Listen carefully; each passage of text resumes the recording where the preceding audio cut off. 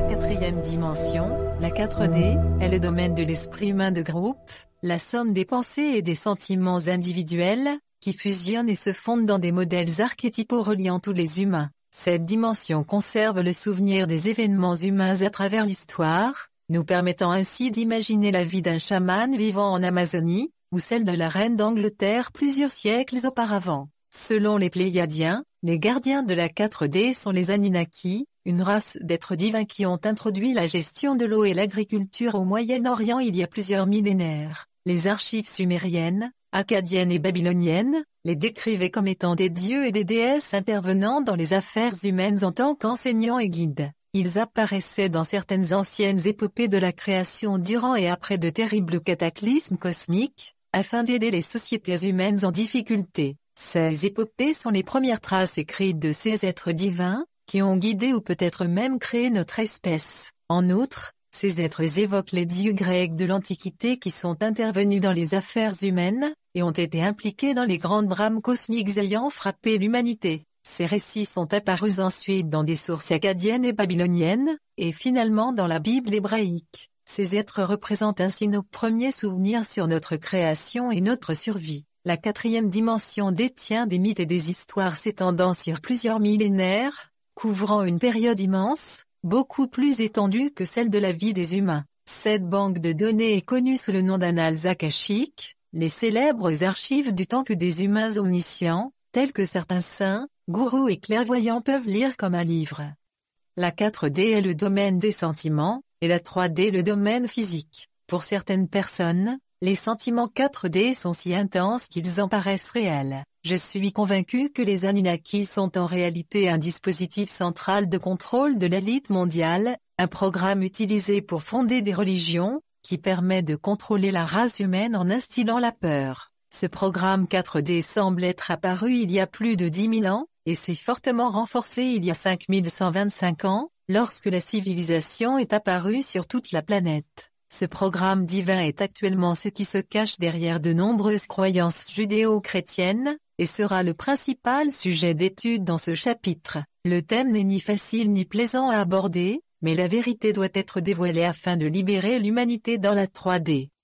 De notre point de vue terrestre, la quatrième dimension est la première dimension non physique mais décelable sur le plan émotionnel, ce qui génère une grande confusion chez beaucoup. Cette dimension semble être un monde rempli de dieux, déesses, anges, démons, dragons et rois, impliqués dans de grandioses drames qui ne se révèlent chez les gens que dans les rêves, les jeux vidéo ou les films. En réalité, ces grands êtres tels que Zeus et Yahvé, sont sans aucun doute possibles des créations d'un esprit intelligent, puisqu'ils ont été facilement utilisés pour duper et diaboliser l'humanité. Les Pléiadiens rapportent des choses étranges à propos de la 4D, par exemple que les dieux et déesses 4D veulent être totalement impliqués dans nos actions, comme si nous n'étions que des marionnettes dansant au bout de ficelles célestes. Tels des enfants perdus encore inconscients de la gravité de la vie et de la mort, nous les humains, cherchons de piètres réponses auprès de ces parents immortels. Ainsi, même s'ils ne sont pas solides dans la 3D, ils font la fortune d'Hollywood. Peut-être est-ce notre dépendance qui maintient ces dieux en vie. Cependant, cette attitude est néfaste et génère des schémas très négatifs sur Terre, tels que des guerres, des religions serviles et des médias démoniaques. Pendant ce temps, certaines personnes qui ne se sont pas aveuglément soumises à ces dieux, ont compris la façon dont les archétypes 4D influencent la 3D, et elles utilisent ces connaissances de façon créative. Les anciens Grecs démasquaient leurs dieux de l'Antiquité en s'en moquant de façon hilarante dans des comédies et des pièces de théâtre, puis leur culture s'est hissée à une étape supérieure. Pour les anciens Grecs, les humains et non les dieux sont les véritables créateurs souverains de la 3D. La quatrième dimension est une zone vivante et participative, le monde astral entre la 3D et les étoiles, remplie de messages d'êtres divins. Cette zone reçoit tous les messages provenant des dimensions supérieures, c'est la raison pour laquelle nous ressentons si vivement les émotions sur les archétypes 4D tels que les dieux. Pourtant, on peut recevoir ces messages directement dans notre cœur et notre esprit, lorsqu'on comprend clairement comment les systèmes de croyances 4D influencent les cultures humaines. Les anciens enseignants égyptiens par exemple, constatant que la 4D était une zone chargée et confuse dans l'esprit humain, ont développé une théologie totémique animale inventive, qui montrait comment les dieux interagissaient avec l'humanité. Cette théologie a ainsi permis à l'ancienne Égypte de développer pendant des millénaires une culture équilibrée et prospère. La 4D active nos sentiments qui divisent ensuite les informations des dimensions supérieures en possibilités positives ou négatives. Quand on découvre comment fonctionne cette dynamique, on comprend que la 4D ne soit qu'un grand jeu créatif qui nous relie tous.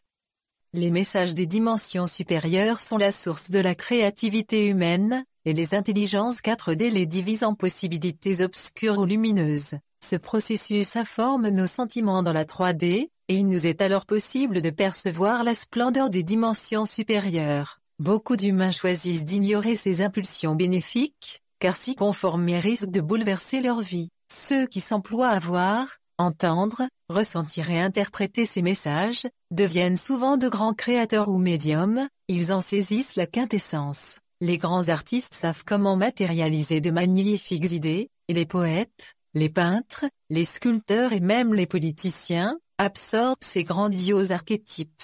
Ils utilisent la richesse de la 4D pour fertiliser la 3D à l'image de jardiniers passionnés. Bien sûr, les élites maîtrisent parfaitement ces archétypes, les symboles 4D. Pour les êtres archétypaux, nous les humains sommes les créateurs de la 3D car nous pouvons matérialiser des choses solides. Les êtres de la 4e dimension pensent et complotent, mais ne peuvent créer de choses solides en 3D. Aussi implantent-ils leurs désirs les plus ardents dans nos esprits et nous incitent-ils à créer leur propre réalité, mais il nous appartient de redevenir les maîtres de notre monde. C'est ainsi que de malheureux adolescents en manque de repères, manifestent les tendances meurtrières cachées dans l'esprit collectif des adultes, comme dans le massacre de Columbine aux États-Unis. Les guerres ainsi que les corporations représentent une grande zone d'esprit collectif, car elles permettent à une minorité d'accaparer le pouvoir. Quoi qu'il en soit, si davantage de gens se rendaient maîtres de leur propre réalité, ils deviendraient des artistes et non des guerriers.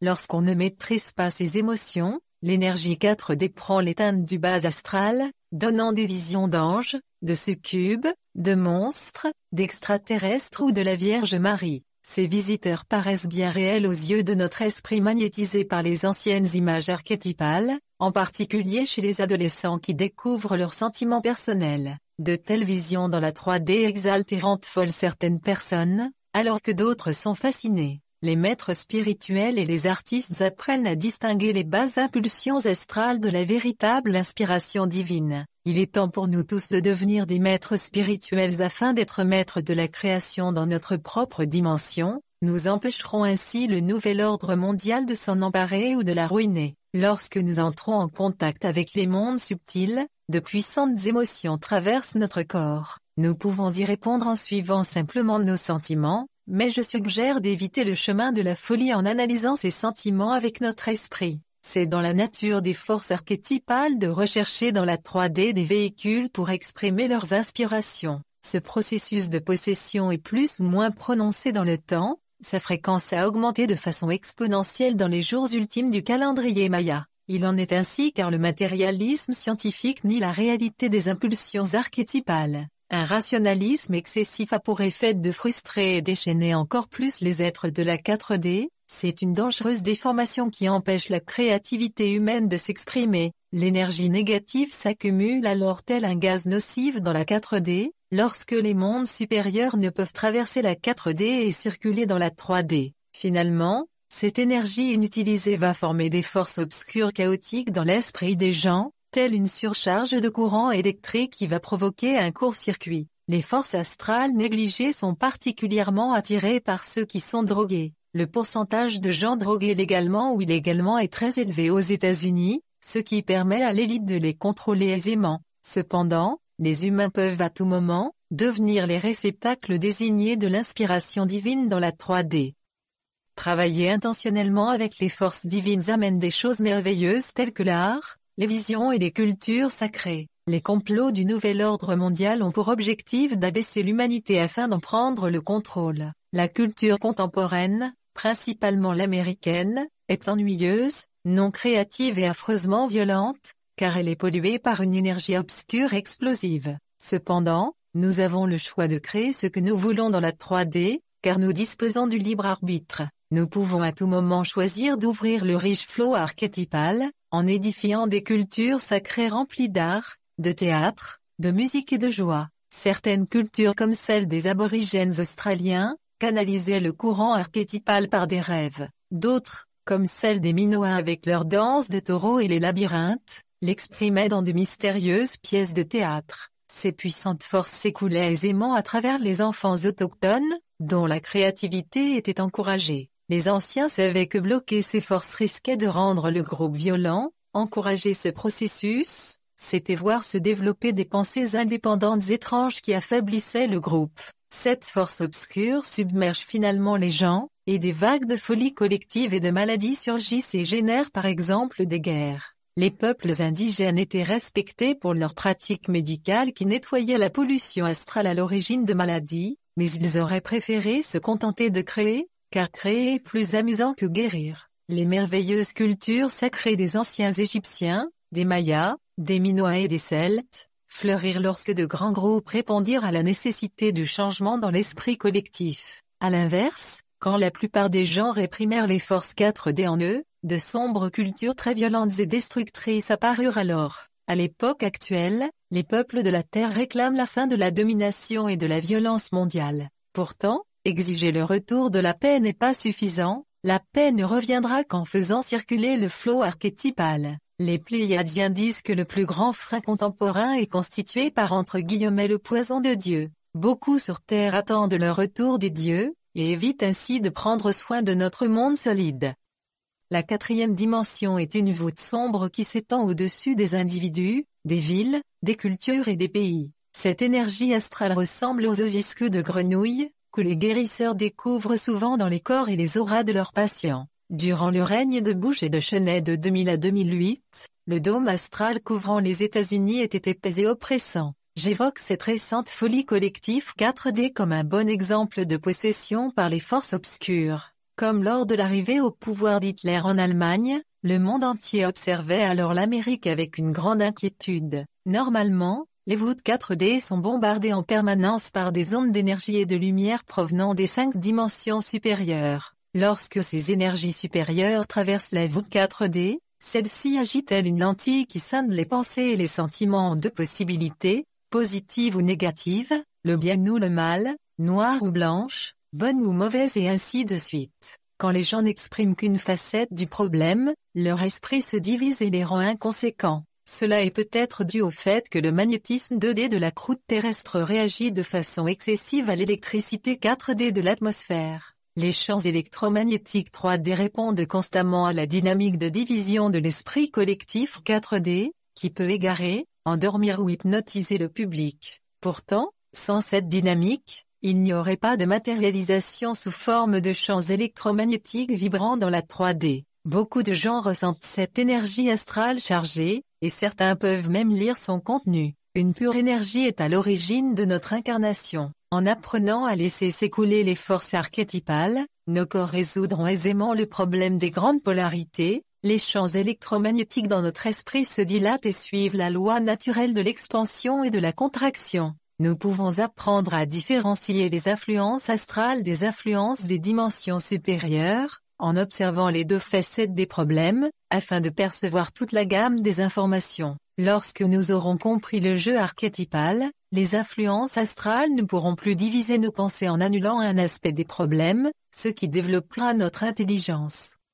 Dans notre esprit, les problèmes 4D sont de nature collective, mais nous ne sommes pas conscients que des millions d'autres personnes partagent les mêmes pensées. Par exemple, ils explorent actuellement une polarité que j'appelle le judéo-christianisme contre l'islam. Certains divisent cet archétype en bien ou en mal, en sécurité ou danger, en bon ou mauvais, alors que d'autres cherchent à comprendre les deux côtés afin de devenir conscients. Avec le temps, nombreux sont ceux qui deviennent éclairés et intelligents. Cependant, l'élite drape constamment le problème dans de nouveaux habits, et si elle réussit à fortement charger cet énorme nuage, les forces dualistes déchaîneront alors une folie collective, un maelstrom. En cette fin de calendrier maya, la polarité judéo-chrétienne versus islamique évolue vers un maelstrom, car l'ère des poissons de 2000 ans durant laquelle ces religions se sont développées est sur le point de se terminer. Les strates d'histoire non résolues sont mises à jour pour le dénouement final.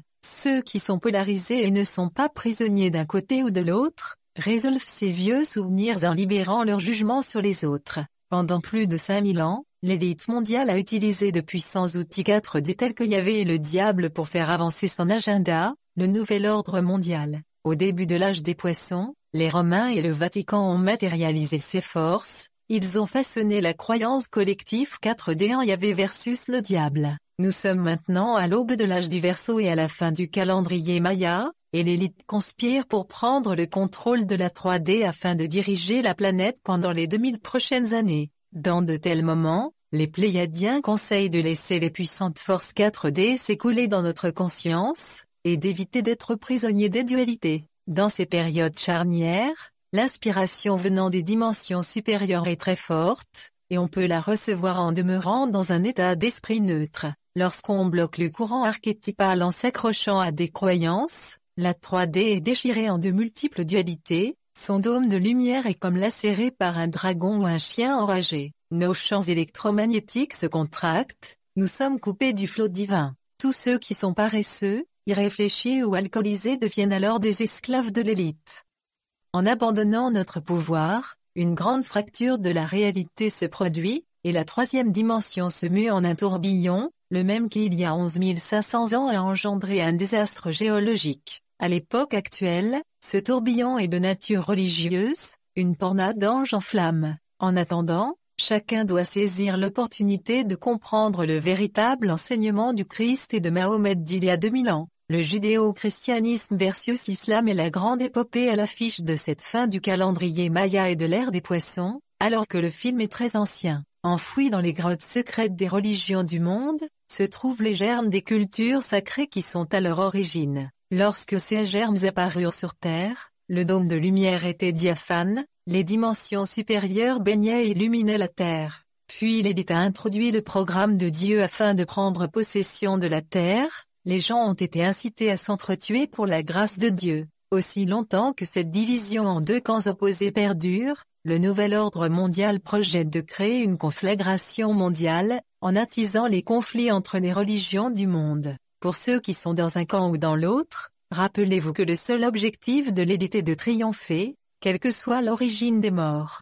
Pour découvrir la mécanique de la 4D et la façon dont l'humanité est tombée dans ce chaos, le moment est venu d'étudier la science de la 4D. La science est souvent le reflet de la culture, en particulier au cours du XXe siècle. La mécanique quantique est la science de la 4D en relation avec l'axe vertical. Elle étudie les propriétés de la lumière, le monde microscopique des atomes et des molécules. Les quanta, les discrètes unités d'énergie, fonctionnent soit comme particules soit comme ondes, et la mécanique est l'étude de leur mouvement. Elle a découvert que la lumière se comporte à la fois comme particule ou photon, et comme onde ou fréquence, ce qui dualise fondamentalement la matière. Puisque nos pensées sont reçues à travers la 4D, la réception des fréquences par nos cerveaux 3D est dualisée par la nature même de la réalité subatomique. Je suggère que la dualité onde-particule est la cause inhérente des schémas de pensée dualistes dans notre esprit, c'est un phénomène électromagnétique. Une véritable révolution de la physique se produit depuis 1900, reflétée par les bouleversements dans notre esprit et dans le monde.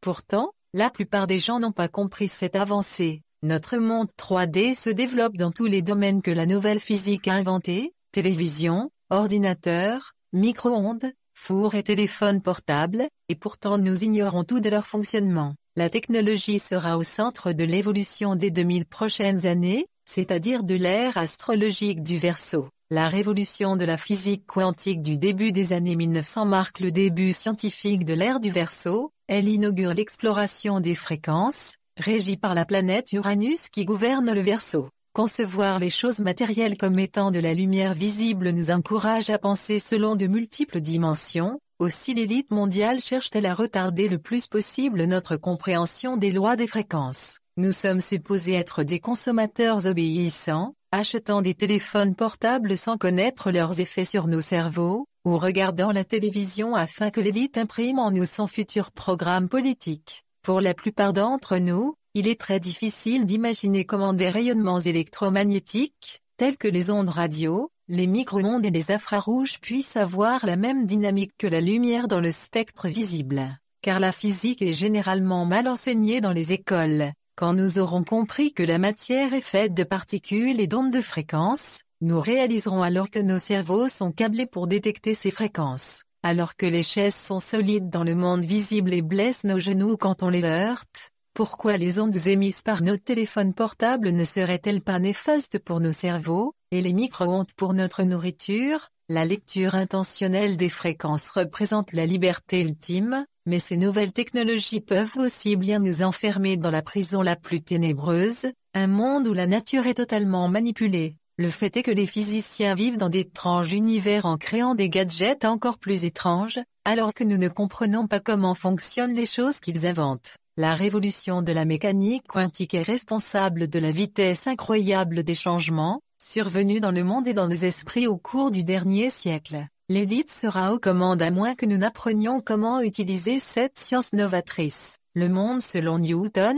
la science 3D, était prévisible et facilement compréhensible. Nous étions capables de visualiser ses lois et comprendre son fonctionnement. Dans la période newtonienne, on pouvait appréhender la réalité sans grande peine. Avec la physique quantique, la lumière est de type particulaire ou ondulatoire, et on peut seulement estimer ses effets par des probabilités. La probabilité est la possibilité qu'une chose se produise, ce qui est facile à comprendre puisque c'est ainsi que la vie fonctionne. L'esprit collectif 4D est comme une grande gamme de probabilités, et ainsi la connaissance des lois des probabilités rend le monde solide plus prévisible. L'impact de la révolution de la mécanique quantique a été remarquable, elle a été utilisée pour effectuer les prédictions numériques les plus justes de l'histoire de la science. L'univers selon Newton présente la nature comme étant une machine, alors qu'en réalité elle fonctionne selon des probabilités. La physique quantique explique de nombreuses énigmes de la nature, c'est un domaine incroyablement riche qui élargit notre esprit au-delà de l'univers mécanique. La mécanique quantique repose sur les 4 interactions principales que sont la force électromagnétique, la force nucléaire forte, la force faible et la force gravitationnelle, bien définies maintenant par la physique. La force électromagnétique lie les électrons et les noyaux, la force nucléaire forte lie les quarks qui produisent les protons et les neutrons, la force nucléaire faible est responsable de la désintégration nucléaire. La gravité est la force la plus faible, mais son influence s'étend plus loin que celle des 3 autres. Les quanta ou particules de l'électromagnétisme sont des photons, des particules de lumière qui ont une gamme infinie et une masse nulle. La lumière en tant qu'onde fonctionne sur l'ensemble du spectre électromagnétique des ondes radio, des micro-ondes, de la lumière infrarouge, de la lumière, de l'ultraviolet, des rayons X et des rayons gamma. Les gluons, quanta de la force nucléaire forte, maintiennent ensemble les quarks à l'intérieur des protons et des neutrons. Les leptons et les hadrons sont les quanta de la force nucléaire faible, qui provoquent la désintégration radioactive et la fusion nucléaire dans les étoiles, comme les supernovas. Les quanta de la gravité seraient les gravitons qui n'ont pas encore été isolés, et la gravité a un effet mineur dans la vérification expérimentale, la théorie de jauge qui tente d'unifier toutes les forces en dehors de la gravité. La théorie de jauge dépend de la symétrie des jauges, une mathématique qui détermine les effets des séquences de transformation des objets dans le temps et l'espace. En ce qui concerne les particules, toutes possèdent des antiparticules, qui sont des particules de même masse mais opposées d'une façon ou d'une autre, par exemple de charges électriques différentes. Quand une particule rencontre son antiparticule, elle s'annihile pour produire plus d'énergie. Les électrons, les neutrinos et les quarks constituant la matière ordinaire de l'univers, nous allons donc les voir plus en détail. Les 2 autres groupes, les muons et les taux, sont très instables ou éphémères. Les électrons sont à la base du courant électrique. Les neutrinos sont très interactifs car ils peuvent traverser d'autres matières comme la Terre, ce qui signifie qu'ils portent probablement des informations 1D et 2D. Les quarks sont fascinants car ils portent une charge électrique et peuvent être de 3 couleurs différentes, les couleurs primaires rouge, jaune et bleu. Les quarks n'ont ni structure ni dimension spatiale. Ils n'ont pas encore été détectés dans les accélérateurs de particules, mais il existe de nombreuses preuves de leur existence. En pensant à ces particules, mon corps s'ouvre à de grands espaces, puisque ce champ subquantique 4D est moins solide que mon champ électromagnétique 3D. Contempler ce monde tourbillonnant ouvre mon cœur, car le champ subquantique est très créatif et chaotique. En fait, divers aspects de la physique quantique semblent appartenir à la 5e dimension. Bien sûr, chaque dimension se transforme en dimension suivante, et chacune possède des qualités inférieures et supérieures. À l'évidence, la mécanique quantique décrit magnifiquement comment les dualités 4D s'élargissent aux polarités en dehors de notre conscience 3D. Ainsi, l'unité de la 5D coiffe la dualité de la 4D, et notre réalité émane donc 5D, la dimension d'unité absolue et de synchronicité où toutes les particules sont interreliées.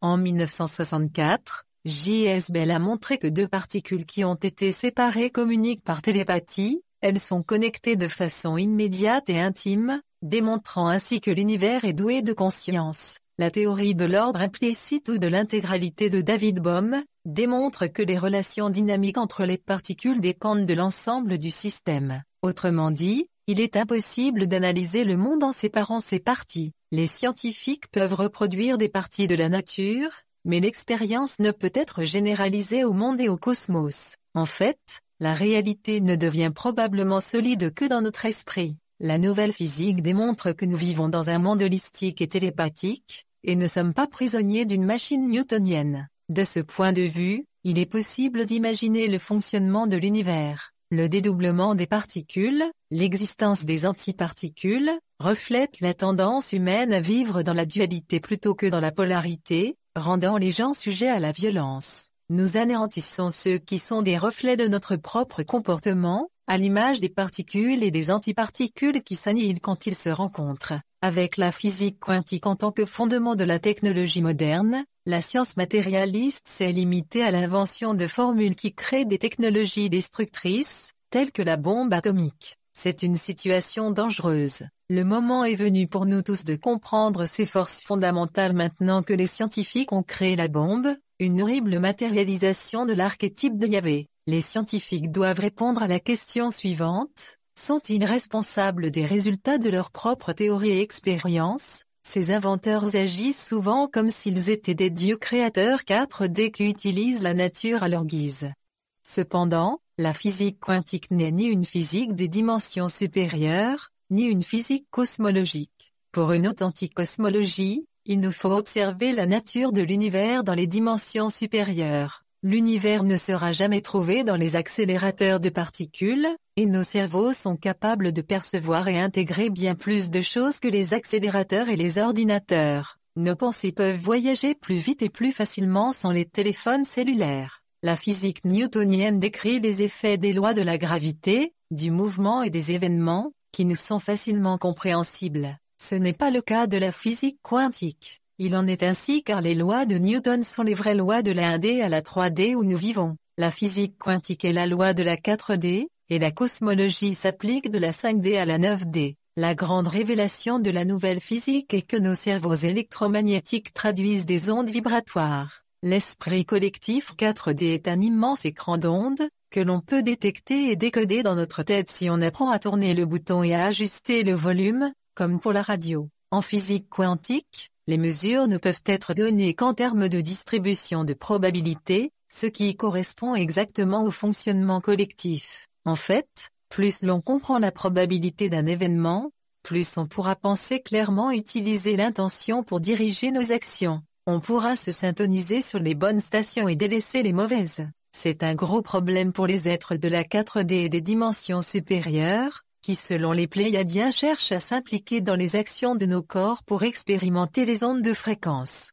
Les lois newtoniennes sont plus accessibles à notre esprit parce que nous les voyons en œuvre dans la 3D. Cependant, depuis 400 ans, Newton a enfermé notre conscience dans une boîte mécanique dont il nous est difficile de nous libérer. Alors que nous commençons à découvrir les implications de la nouvelle physique, notre conscience se développe exactement à l'image de l'univers. Il est temps d'étudier la physique quantique afin de reprendre les rênes du pouvoir à l'élite, et mettre fin à l'abus des forces nucléaires. Notre conscience est divisée, une partie est piégée dans une mentalité mécaniste, alors que l'autre réagit à une nouvelle vision apparue il y a seulement 100 ans. Sans la redécouverte de la plus vaste unité par les enseignements des mathématiques supérieures, nous serions encore à l'heure présente enfermés dans la boîte. Revenons à l'étude de la 4D à travers notre expérience humaine afin de découvrir son fonctionnement. Dans l'introduction, j'ai noté que nous sommes comme la garniture d'un cookie Oreo, prise en sandwich entre les royaumes inférieurs de la Terre et les royaumes chargés émotionnellement et mentalement de l'esprit collectif, qui changent en permanence. Pour la plupart d'entre nous, la 3D est une arène extrêmement chargée, avec nos corps pris en sandwich entre le magnétisme 2D inférieur et les forces électriques 4D supérieures. Il est possible de ressentir ce qui se passe dans le monde et de nous découvrir dans nos relations avec autrui. La route de 12 divisée en 6 polarités nous apprend à vivre en harmonie avec les autres. C'est dans mon expérience, le meilleur outil pour découvrir comment les sentiments 4D influencent nos activités. Elle nous montre comment lire nos propres champs et avoir une attitude pondérée. L'utilisation de la roue nous révèle si notre point de vue sur les questions clés de notre vie est équilibré, si nous envisageons ces problèmes comme étant des réalités polarisées, interreliées, ou comme des réalités dualistes, séparées. De plus, en trouvant l'équilibre, nous serons fermement ancrés dans la 3D et enracinés sur Terre. La 4e dimension vibre beaucoup plus rapidement que la 3D, causant ainsi son agitation et la division de l'énergie. Par conséquent, il est important de bien nous ancrer, surtout durant les maelstроms comme celui déclenché par le 11 septembre. Dans ces moments où nous sommes pris dans la tornade, il nous est difficile de nous en échapper. De grands changements surviennent sur plusieurs fronts, et la plupart des gens sont profondément déboussolés, déracinés dans la 3D. Vivre dans le monde actuel est comme se retrouver au milieu d'un accélérateur de particules. L'esprit rempli de peur, les gens sont entraînés dans un tourbillon d'événements qui leur sont étrangers. La roue du 12 nous aide à devenir un îlot de paix au milieu de la tempête qui s'annonce, et à faire face plus aisément aux manigances des grands maîtres de l'élite. Nous ne pourrons échapper aux problèmes collectifs qui façonneront tout le 21e siècle. Nous sommes tous inspirés dans le maelstrom qui nous pousse à choisir notre camp. Ainsi, ceux qui sont américains sont prisonniers de la dualité, s'ils croient que leur pays est bon et que les fondamentalistes islamiques sont mauvais, ou l'inverse. Penser ainsi nous rend coléreux, craintifs et prompts à critiquer, ce qui bloque la conscience subtile. Retranchés dans un camp ou dans l'autre, nous passerons à côté de notre rôle dans le prodigieux et fascinant drame qui se joue. En considérant les deux côtés comme étant interreliés, nous verrons en l'autre une polarité. L'histoire retiendra la manière absolument fascinante, dont les religions ont été utilisées par l'élite mondiale pour contrôler le monde durant l'ère des poissons. Si suffisamment de personnes comprennent le jeu, nous pourrons nous réapproprier notre dimension. Le choix nous appartient en ce moment. Soit nous restons inconscients et sommes aspirés dans le maelstrom 4D, soit nous nous réveillons et créons un nouveau monde dans la 3D. En faisant le choix de nous réveiller, nous pourrons suivre les repères multidimensionnels et éviter d'être des pions de la 4D. Il ne s'agit pas de jouer un nouveau rôle dans le monde, mais de changer le lieu où se trouve notre conscience. Peut-être êtes-vous un activiste anti-guerre ou un pilote de bombardier, et pensez-vous avoir fait le bon choix. Néanmoins, si vous êtes équilibré et capable de juger vos propres actions, par les nouvelles fréquences que vous rayonnerez, vous attirerez dans votre vie de nouvelles possibilités. C'est cela qui empêchera la 3D d'être asservie par l'élite, dont les trophées favoris sont les champs de bataille et les cimetières.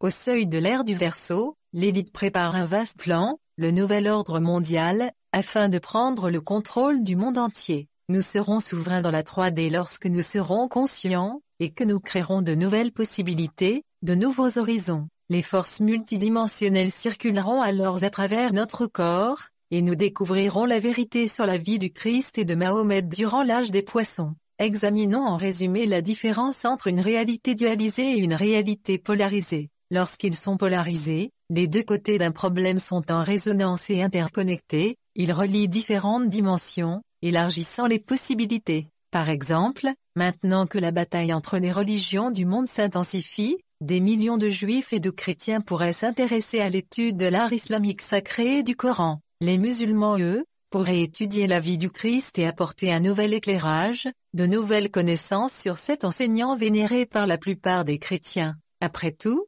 Moïse, le Christ et Mahomet sont nés et ont vécu au Moyen-Orient et non à Los Angeles. Si les trois grandes religions étudiaient les enseignements éthiques de leurs instructeurs, ils remarqueraient qu'ils condamnaient tous la guerre. Lorsqu'ils sont dualisés, les deux côtés d'un problème sont divisés, et ainsi chaque côté refuse de voir le côté humain de son adversaire. Il en est ainsi des Israéliens et des Palestiniens qui sont manipulés pour s'attaquer mutuellement. Parce que les gens sont divisés, l'élite amplifie les différences entre leurs croyances et s'enrichit encore plus en vendant des armes. Pourtant, rien de tout cela ne justifie le sacrifice d'une seule vie. Les divisions des réalités détruisent l'intelligence et la bonté humaine, et employer la violence est suicidaire. On peut avoir conscience qu'on est prisonnier d'une dualité quand on penche de façon excessive d'un côté de la balance, quand on est certain d'avoir raison contre l'autre.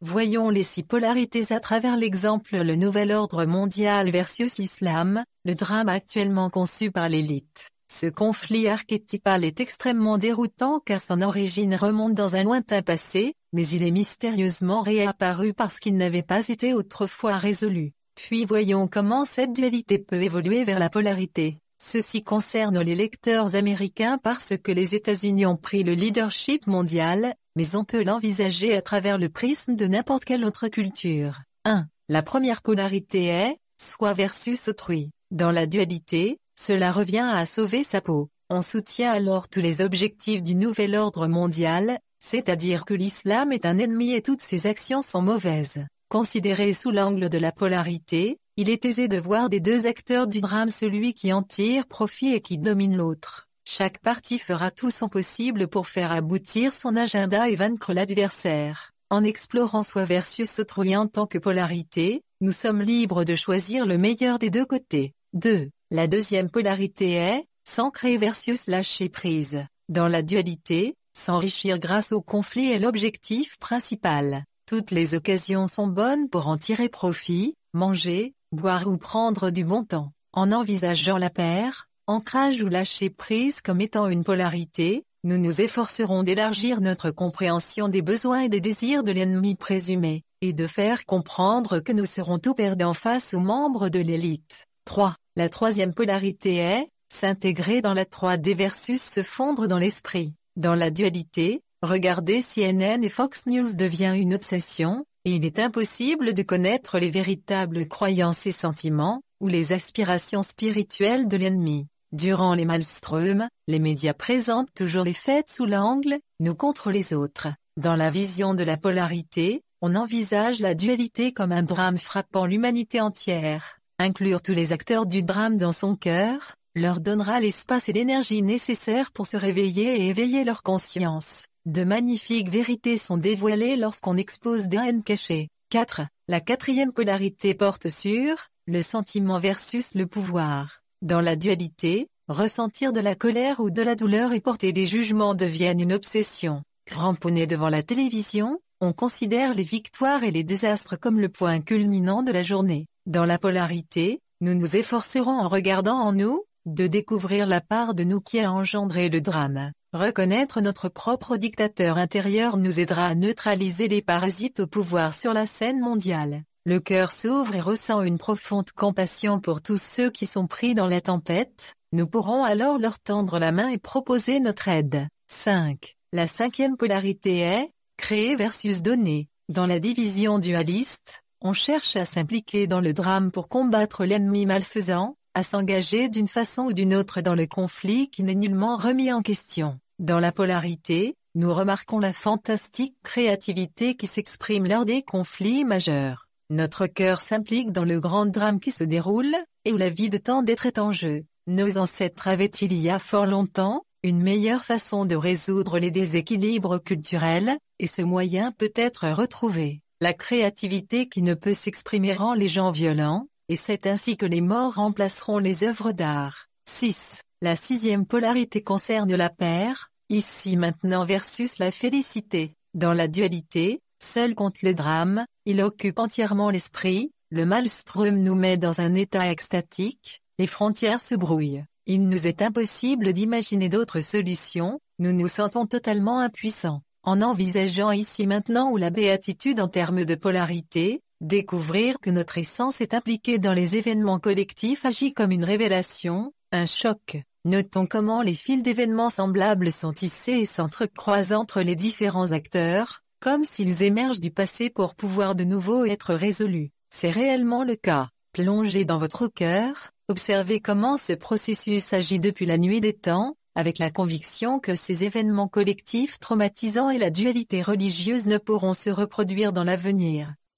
Revenons à l'exemple du cookie Oreo. Nous avons le choix entre être emprisonné comme la couche de sucre blanc entre les deux cookies de chocolat, ou grandir dans la 3D en demeurant volontairement dans un état polarisé, et en nous laissant porter par le plus grand champ. Imaginez que vous êtes un brin d'herbe dans une prairie ondulant sous le soleil, dans le vent, et frissonnant sous la pluie. Ces polarités sont très dynamiques car elles élargissent notre champ de fréquence tel un ventilateur. Ce ventilateur correspond à la voûte 4D qui prend la forme d'un grand voile diaphane lorsque notre esprit n'est pas divisé. Lorsque notre esprit aura retrouvé sa souveraineté après avoir maîtrisé nos émotions, ce voile nous libérera des deux facettes des drames archétypaux. Comprendre que nous sommes tous interconnectés ouvrira les portails des dimensions supérieures. La 4D apparaîtra comme un dôme diaphane qui dissoudra tous les agendas de contrôle. Nous devons tous nous ouvrir aux dimensions supérieures dans notre monde, si nous refusons que notre dimension soit réduite à un jeu de cartes répétitif, où la seule question qui importe est de connaître le gagnant.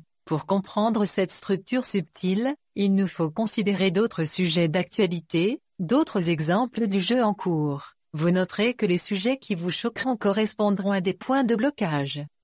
Comme l'ont révélé les Pléiadiens, les Anunnaki dirigent le nouvel ordre mondial sur Terre en manipulant les gens par la religion. Les Anunnaki sont désignés sous le nom de Néphilim dans la Bible, Néphilim signifiant « les dieux qui sont descendus sur Terre », les dieux qui se sont unis avec les femelles humaines. Ces dieux dirigent le cycle actuel, qui a débuté il y a environ 5125 ans quand ils ont divisé la Terre pour la contrôler. Ils ont divisé la Terre en propriétés, et le monde est encore aujourd'hui déchiré par ces anciens conflits et divisions. Les Pléiadiens disent que les bains de sang ont transformé la 4D en un filet de contrôle qui emprisonne l'humanité. Ce sujet est l'un des plus grands tabous de l'histoire. Aussi, avant d'entrer dans les détails, nous noterons d'abord que le christianisme est dérivé du judaïsme, et que l'islam est dérivé du judéo-christianisme, et que le judaïsme est né de Sumer, d'Akkad et de Babylone. Si tous les gens connaissaient ce simple fait, il n'y aurait plus de conflit. Les mêmes saints,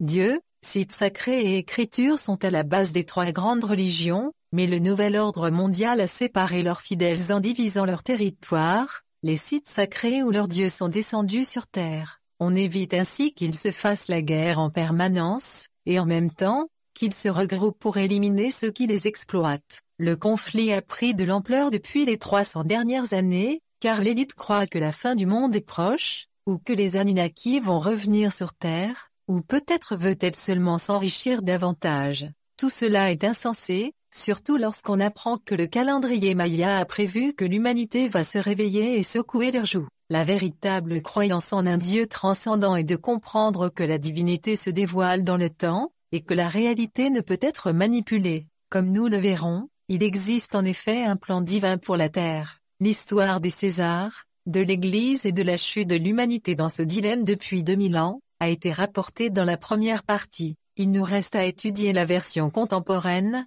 la façon dont le net emprisonne les individus dans des états dualistiques débilitants. Ce filet est tissé à partir des fils des dualités individuelles, et il a presque complètement emprisonné le monde jusqu'à récemment. Le nouvel ordre mondial tente de rebâtir le monde selon son intérêt personnel, en ce début de l'ère du Verseau et pour le futur. Si nous n'en prenons pas conscience à l'échelle individuelle, l'élite contrôlera le prochain grand âge.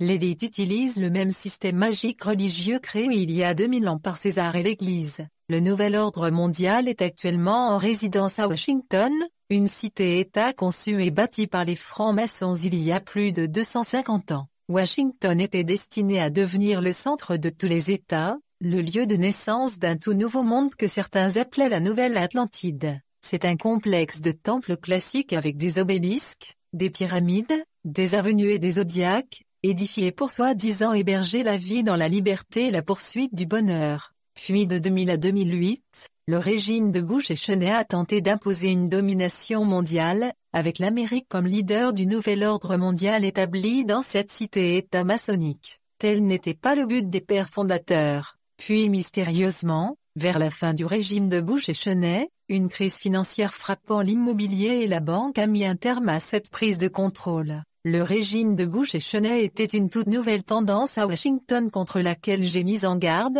car elle imposait un classique le chaos de la 4D. C'étaient des fondamentalistes judéo-chrétiens qui crurent que la fin du monde était proche, et prirent le pouvoir pendant 8 ans pour mettre en place le plan prévu, particulièrement au Moyen-Orient. Cependant, la nature extrémiste de ce groupe a poussé de nombreuses personnes à s'intéresser aux croyances des 3 grandes religions, les Juifs attendant l'arrivée d'un Messie, les chrétiens guettant le retour de Jésus. Juifs et chrétiens cherchent à reconstruire le temple de Salomon à Jérusalem pour accueillir le royaume de Dieu sur terre, alors que les musulmans sont persuadés que leur sauveur, Allah, est déjà arrivé au dôme du rocher. Dès que le temple des judéo-chrétiens sera achevé, le Messie reviendra à l'image de Joe Jackson dans le film, jusqu'au bout du rêve. Une fois le temple reconstruit, les fondamentalistes chrétiens sont persuadés que 144 000 élus seront alors sauvés, et que les autres périront dans un holocauste. L'important est de se trouver parmi les élus au moment venu à Jérusalem, quand tout le monde sera damné.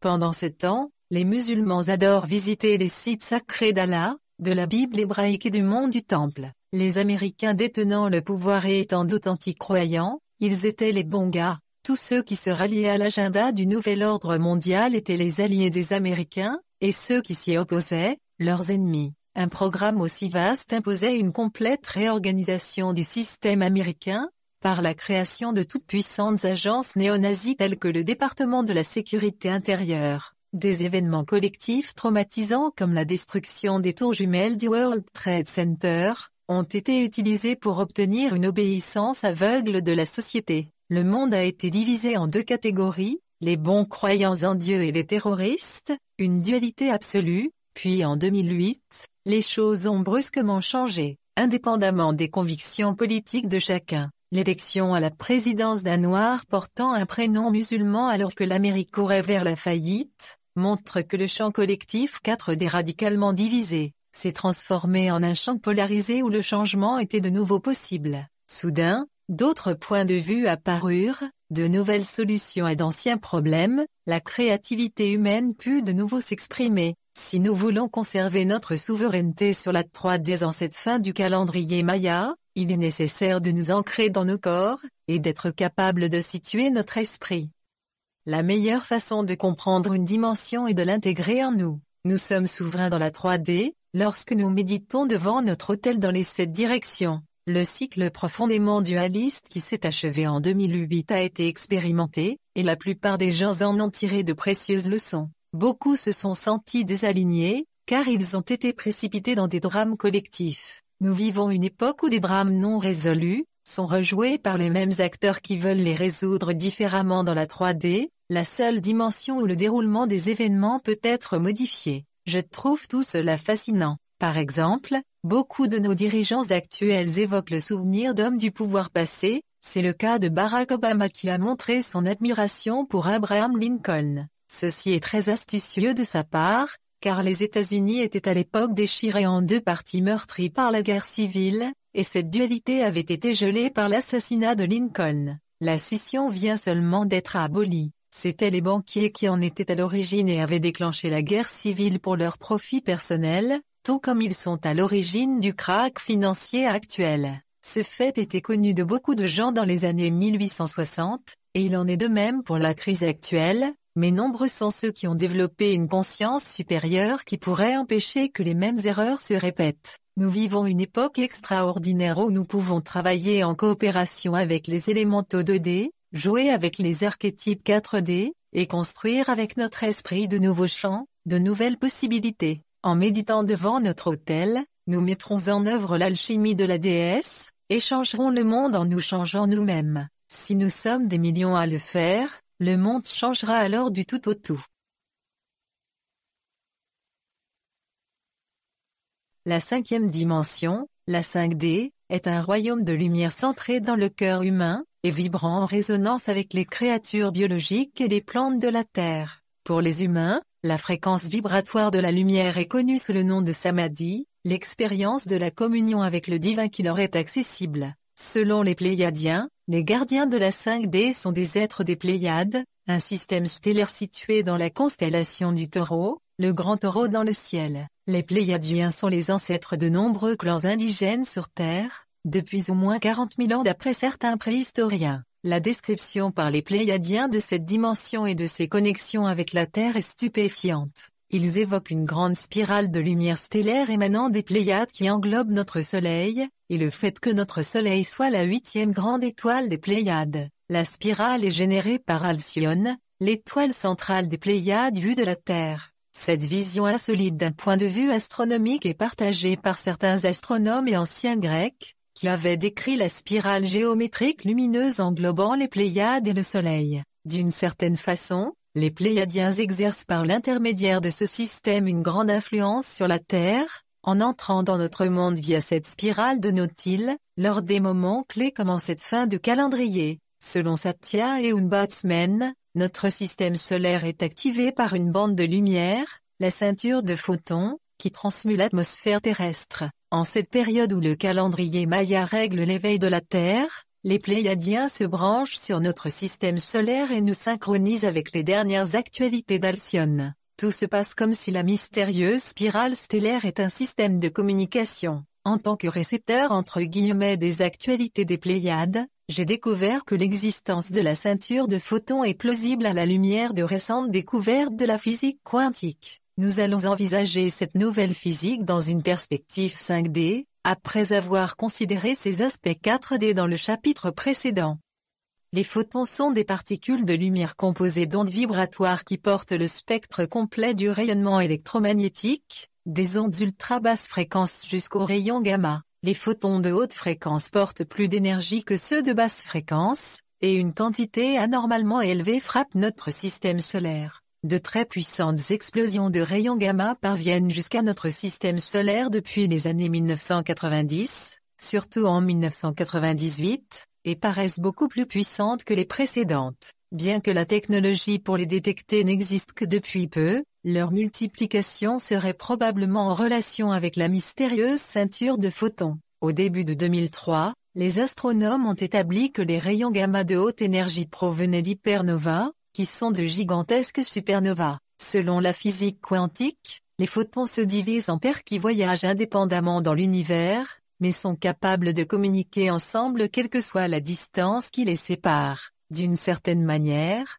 les photons sont conscients. L'éveil par les rayons gamma hautement énergétiques amplifie probablement les gammes de fréquences dans notre esprit. Les rayons gamma constituent une énergie de haut niveau, la plus élevée que nous connaissions, ce qui signifie qu'ils véhiculent la conscience même. Les Pléiadiens ont dit que les sursauts gamma stimulent la faculté de voyance chez les humains, conscients simultanément dans 9 dimensions. Ils ont également révélé qu'ils sont des intelligences 5D qui ont besoin des champs électromagnétiques de la 3D pour se manifester. J'en ai été témoin en 3 occasions. C'étaient de petits êtres radieux et luminescents qui ont vivifié mon cœur. Un après-midi de 1985, un groupe a scintillé pendant des heures dans mon bureau de Santa Fe. Ils viennent dans notre dimension, m'ont-ils dit, pour nous encourager à maîtriser l'amour. L'amour active la vie biologique, l'intelligence du cœur, une force dépassant notre esprit qui n'est qu'un écran lisant des fréquences. Pour contourner cet écran qui nous distrait, il est conseillé de faire le vide lors des moments de méditation. Lorsque nous l'aurons nettoyé, nous pénétrerons dans un sombre labyrinthe intérieur, le chemin de notre cœur. Contrairement à la 4D, la polarisation n'existe pas dans la 5D. La pensée y voyage plus vite que la lumière, et l'amour y voyage plus vite que la pensée. Nous pourrons ainsi reconnaître nos âmes sœurs et les grands êtres qui viennent rayonner de la lumière à haute fréquence sur Terre, comme le Christ, le Bouddha, et Mahomet. Cette lumière reflète l'immanence divine, et nous l'interprétons comme une grâce divine. Selon les Pléiadiens, la Terre est le laboratoire d'Alcyone, tandis qu'Alcyone est la bibliothèque de la Terre. Le livre L'agenda pléiadien et celui que vous avez entre les mains en ce moment, sont des archives de la bibliothèque d'Alcyone. Une nouvelle culture sacrée, La biologie harmonique se répand dans la Voie lactée, maintenant que notre système solaire est revenu à un point clé de son orbite autour de la galaxie. Lors de son précédent passage il y a 225 à 250 millions d'années, la Terre qui détenait 9 dimensions dans son champ, avait été choisie comme laboratoire où la vie biologique allait être élaborée pour la Voie lactée. Les Pléiadiens disent que la nouvelle biologie de la Terre sera disséminée dans la galaxie le 21 décembre 2012, à l'image d'un pissenlit qui libère les aigrettes de silice dans le vent. Seules les vies qui vibreront dans les 9 dimensions seront propagées vers les étoiles.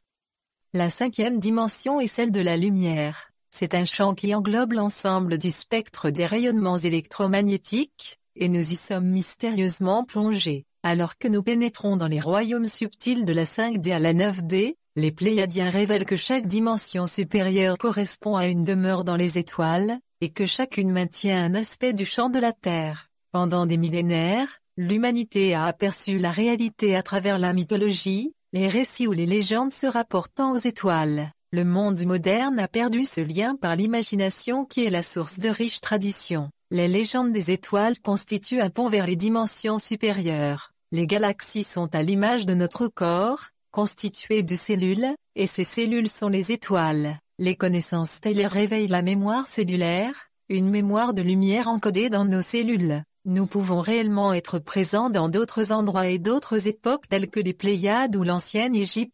La mémoire cellulaire est accessible par la narration, ce qui explique pourquoi certains grands conteurs chantent, et leur corps se transforme en instrument avec lequel ils jouent. Si nous ne stimulons pas notre système nerveux électromagnétique, notre mémoire s'atrophiera. Les anciens contemplaient les étoiles et les écoutaient chanter. Ce lien avec l'esprit divin semble être rompu actuellement, mais ce n'est pas le cas. Il y a 100 ans, Van Gogh peignait les étoiles du ciel nocturne sous forme de spirales galactiques de lumière. Les archives de la sagesse immémoriale des étoiles sont dévoilées en accordance avec les cycles de la lumière, et elles le sont actuellement. Les photons de la Terre et leurs doubles stellaires communiquent périodiquement ensemble. Ces jumeaux perdus sont de retour avec les rayons gamma, nous entendons la musique des sphères dans les cieux. Nous ne sommes pas perdus ni abandonnés, nous sommes simplement en train de nous réveiller.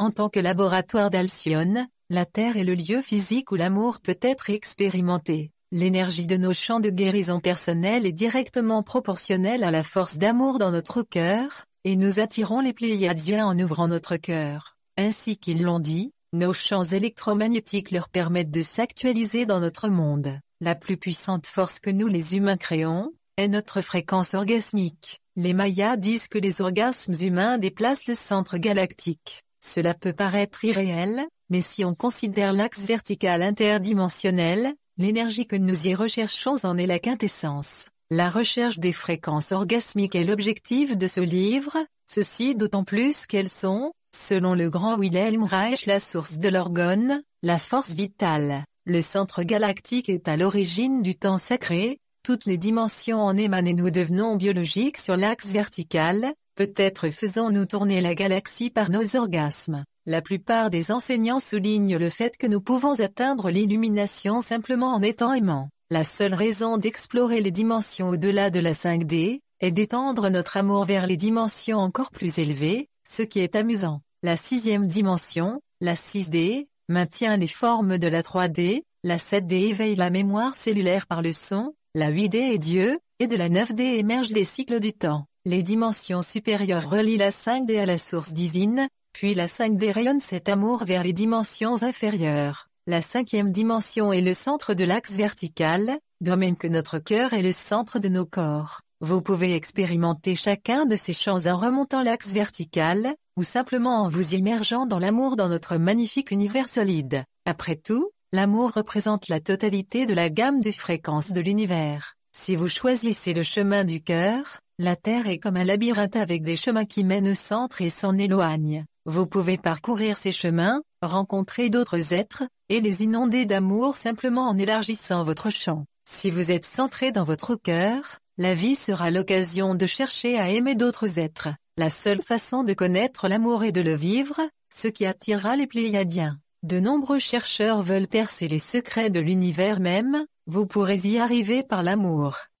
La science de la 5e dimension est fascinante. Je commencerai par la topologie, qui est les mathématiques des correspondances et de la continuité. Dans l'exploration des mondes supérieurs, nous nous aiderons de l'alchimie de la déesse. Dans cette alchimie, les principes qu'il nous faut respecter sont que les choses doivent être claires, amusantes, non équivoques, passionnantes et non ennuyeuses. Pour identifier les sciences de chaque dimension, la règle que je me suis fixée est que chaque système doit avoir des résultats directs sur la dimension correspondante, et caducs dans d'autres dimensions. La science d'une dimension n'invalide pas celle de la dimension inférieure ou supérieure. Ainsi, la mécanique quantique 4D ne remplace pas la physique newtonienne 3D. Lorsque Max Planck a introduit la physique quantique en 1900 en présentant sa théorie des lois du rayonnement énergétique, l'univers discontinu, il craignait qu'elle ne ruine les fondements de la physique newtonienne. Cela n'a pas été le cas, car le monde quantique ne représente qu'une perspective microcosmique. La vision 4D de la physique quantique nous est utile pour pouvoir situer la 5D,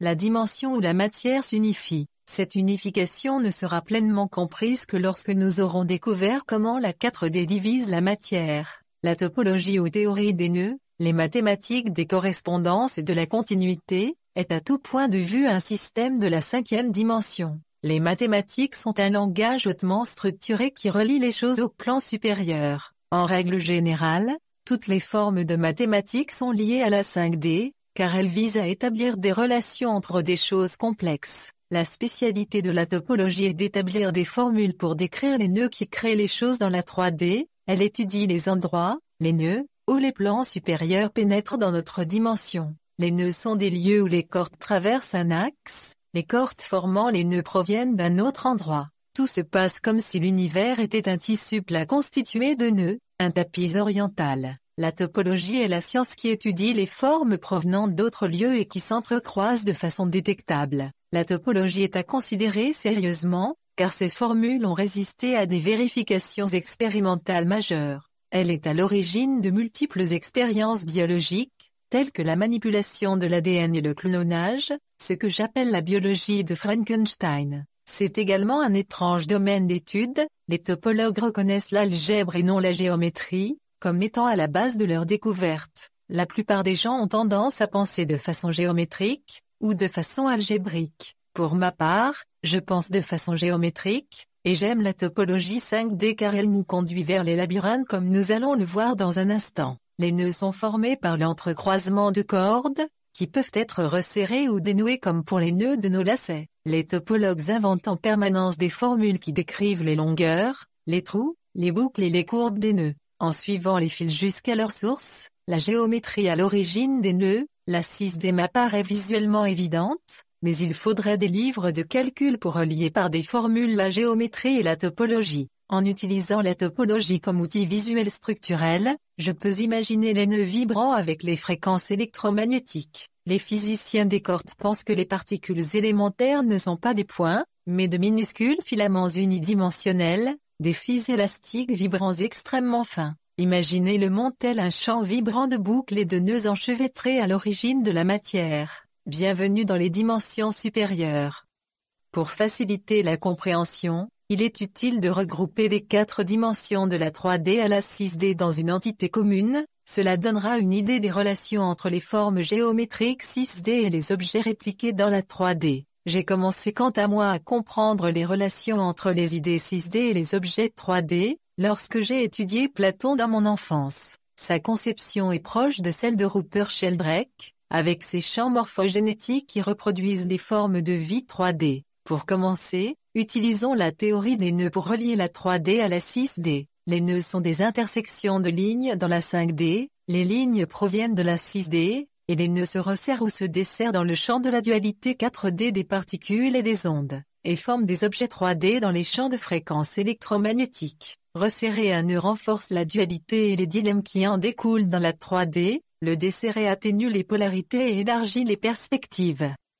Patrick Conti, philosophe et peintre français, s'emploie à relier la topologie et la géométrie. Bien que n'étant pas mathématicien, son magnifique ouvrage de 2002, Genèse et géométrie du labyrinthe, montre comment la géométrie fait partie intégrante de nos corps. Tout se passe comme si la clé est à la portée de nos mains. Les labyrinthes étaient omniprésents dans le monde antique, Conti note qu'il représente l'archétype primordial qui relie ce monde aux dimensions supérieures. Le labyrinthe est une forme avancée de nœud topologique, ce sont des chemins que nous sommes susceptibles d'emprunter, de la géométrie empirique. À la naissance, la 3D se présente à nous comme un labyrinthe où nous avançons à l'aveugle, en ignorant si nous pourrons un jour en sortir, et sans en avoir le manuel d'utilisation. Pourtant, le labyrinthe est un chemin idéal à travers les méandres de la vie, tout en étant semblable à une vulve, en nous approchant ou en nous écartant de son centre. C'est le guide idéal pour découvrir notre moi intérieur tout en régénérant notre conscience.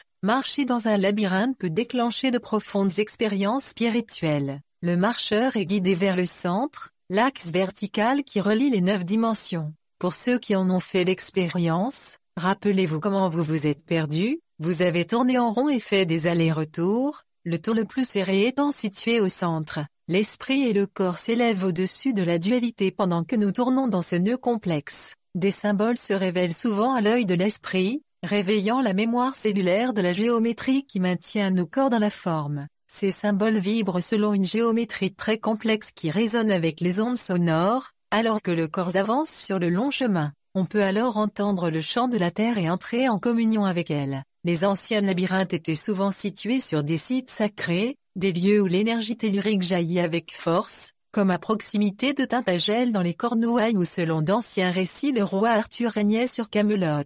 Les labyrinthes sont parfois figurés sous forme de mosaïques sur le sol d'église comme à Chartres, ils marquent le siège de puissantes configurations énergétiques terrestres. Au Moyen-Âge, les pèlerins parcouraient le labyrinthe de Chartres au son d'une musique sacrée entonnée par des chœurs. Les labyrinthes aspirent les dimensions supérieures directement vers les chemins 2D. Conti cite l'exemple du nœud égyptien classique, le sma, qui est figuré à côté du trône du pharaon. L'axe de ce nœud est le cœur humain qui émerge de la colonne de la trachée au centre. Le nœud de la trachée unit la haute et la basse Égypte, résolvant la dualité et ouvrant le flot de la sagesse du cœur. Ce flot fertilise la terre et fortifie les choses vivantes, et est symbolisé par les cordes où les plantes se rejoignent. Les cordes émergent de la 6D, et indiquent que les plantes sont répliquées à partir de formes supérieures, des champs morphogénétiques. Le sma unit le cœur au souffle de vie, et enseigne à tous comment absorber le souffle sacré en rythme avec le pharaon. Le nœud est constitué par 2 cordes, ce qui signifie que l'union de la haute et de la basse Égypte a été réalisée. Le sma est une puissante résolution de la dualité. Pour Conti, le labyrinthe est un nœud qui représente le tout, la nature essentielle de l'expérience. L'axe du labyrinthe est la volonté, la capacité à se matérialiser, alors que la corde génère les formes. Pour moi, le labyrinthe nous fait pénétrer dans l'espace multidimensionnel quand nous le parcourons dans une région sacrée, que nous y faisons des allers-retours à partir de l'axe vertical. Nous pouvons esquisser avec nos corps 3D son tracé, la géométrie de l'unité primordiale, ce qui est un excellent moyen de retrouver notre chemin dans le dédale de la vie. En parcourant notre chemin en toute conscience dans la 3D, nous pourrons découvrir la voie du cœur. À la recherche d'une vision plus vaste de l'univers, le physicien d'Oxford Julian Barber s'est posé la question de la nature du temps. Ce sujet l'a projeté au-delà du monde limité des 4 dimensions d'Einstein. La théorie de la relativité d'Einstein situe le temps dans un cadre spatial, l'espace-temps en tant que 4e dimension. Dans la relativité restreinte, le temps et l'espace sont des aspects d'une réalité à 4 dimensions où les événements apparaissent comme étant relatifs. Barber soutient que le temps est distinct de l'espace, et que les événements ne sont pas dans une 4e dimension puisqu'ils ne sont pas reliés au temps. Son objectif principal, dit-il, est de démontrer que les instants présents sont des choses réelles. Ce sont des configurations statiques et intemporelles dans l'univers, que nous vivons comme étant dynamiques et temporelles, et c'est la raison pour laquelle le temps nous semble si réel. Les configurations sont les choses ultimes, en nombre infini, ce sont différentes instances d'un principe commun de construction, et elles sont différents instants temporels. Barber a commencé par le temps car la théorie de la relativité générale de la cosmologie, et la mécanique quantique utilisée pour le microcosme, sont incompatibles. Il note que l'unification de la relativité et de la physique quantique pourrait mettre fin à la notion du temps. Sa nouvelle théorie sur le fonctionnement de l'univers, bien que semblant mystérieuse, paraît crédible et peut facilement être comprise par la visualisation, contrairement à celle de la relativité, dans cet univers que Barber nomme Platonia, car il semble très proche de celui de Platon. Les choses spatiales représentent la réalité première. Barber part d'abord des formes, pour ensuite découvrir comment les choses apparaissent. Ce que nous voyons sont des formes qui, nous le savons, sont des ondes vibratoires. La question suivante est de savoir comment ces ondes prennent-elles une forme. Platonia est constituée de triangles, de cubes, et autres formes géométriques qui sont comparées qualitativement. Le monde tel que nous le connaissons est constitué par ces formes et par leurs interactions, et nous les expérimentons en tant qu'instant temporel. Dans mon système, le temps est généré à partir de dimensions bien supérieures, et on le conçoit alors comme quelque chose qui est vécu en tant qu'instant dans un monde de formes. En ce qui concerne les configurations, l'univers des triangles, Barber soutient que les triangles sont formés par 3 points reliés entre eux par des lignes créant des instants présents, des événements ou des choses en 3D. Ces points peuvent également être des cordes. 4 points forment des tétraèdres, et 6 points, des cubes. Pour chaque configuration, il existe une correspondance dans la 3D et les possibilités sont infinies. Dans Platonia, la Terre des instants présents, coexistent des formes platoniciennes ainsi que d'autres, tétraèdres, cubes, octaèdres, icosaèdres ou dodécaèdres, et tous les points de Platonia possèdent des potentialités plus ou moins fortes. Puisque la 6D est le domaine de la géométrie sacrée, pourquoi avoir cité la théorie de Barber qui concerne la 5D? Platonia existe également dans la 6D qui est la dimension suivante, mais ici la théorie de Barber démontre brillamment comment la 5D est issue de la 6D et l'origine des nœuds. Sa théorie fournit aussi une explication à la puissante empreinte laissée par les solides platoniciens sur la nature, où la géométrie apparaît de façon évidente dans les coquilles et les plantes. Platonia relie les formes de la nature trouvées sur Terre à la cosmologie. Si on change de direction et qu'on remonte l'axe vertical, Platonia montre comment la géométrie sacrée émerge des champs 5D, où les configurations vibrent avec les fréquences électromagnétiques, et sont finalement matérialisées sous forme d'objets. Imaginez dans le cas des labyrinthes, comment la géométrie 6D les maintient dans la forme alors qu'ils vibrent dans la 5D. Certes, le temps et l'espace ne coexistent pas dans la même dimension, bien que nous les humains le ressentions comme tel dans la 3D,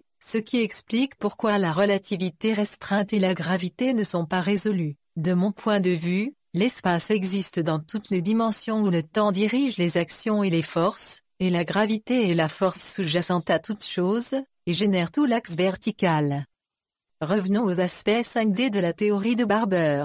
Platonia, le royaume 6D des configurations géométriques, est plongé dans un brouillard dont la densité est proportionnelle à la puissance des instants présents. Cela signifie que nos idées dans nos présents forment un brouillard dans les configurations. Les moments intenses et répétés vont générer des chemins, qui sont des événements continus surgissant dans les systèmes et les cultures, tels que les technologies, les accords culturels et les croyances. Barber ajoute que le temps est le moyen utilisé par la nature pour empêcher que toutes les choses se produisent de façon simultanée. L'histoire n'est pas constituée de faits qui arrivent à un moment prédéterminé, c'est un chemin à travers un paysage recouvert de brume. Nous croyons au temps parce que nous expérimentons l'univers dans des capsules temporelles, mais le temps n'existe pas. Les capsules temporelles sont des modèles fixes où sont encodés les changements ou l'histoire. Platonia est éternelle, et j'ajouterai que la 6D est intemporelle et éternelle. Cependant, les choses existent dans la 5D grâce aux fréquences électromagnétiques, qui se dissocient dans la 4D et apparaissent sous forme visible dans la 3D.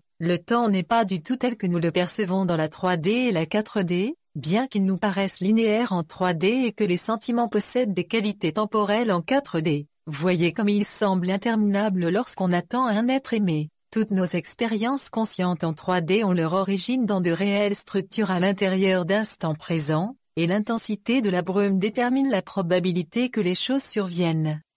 Le brouillard, les chemins, et les capsules temporelles de Barber expliquent avec brio les liens qui créent la loi des archétypes, l'esprit collectif et le fonctionnement des probabilités. Ainsi par exemple, l'histoire tend à se répéter jusqu'à ce que les gens en tirent les leçons appropriées, modifient le chemin et épaississent le brouillard. Sa théorie explique également comment on peut par la méditation, influer sur les résultats dans la 3D. Les groupes peuvent ainsi épaissir par l'esprit la brume de la paix. Une culture sacrée pourrait instantanément se matérialiser en 3D, Puisque ces chemins novateurs sont très puissants dans la brume, beaucoup de ceux qui dans le passé ont découvert l'extase et l'initiation ont épaissi cette brume. L'intensité de la brume est primordiale pour identifier les cultures sacrées, comme celle des anciens Égyptiens et des Minoens. Je ne classerai pas dans cette liste celle des Sumériens et des Babyloniens. Les cultures babyloniennes, sumériennes et leurs dérivés n'étaient pas des cultures sacrées. Elles étaient dualistes, anglées dans la 4D, et obsédées par le temps. Leur calendrier divisait la 3D et constituait des agendas cachés. Ils initiaient le principe du contrôle de l'histoire par des chronologies artificielles. Ces programmes bloquaient l'accès aux chemins prohibés dans le brouillard. Comprendre cette différence est capital, car les cultures occidentales sont basées sur les divisions temporelles sumériennes et babyloniennes,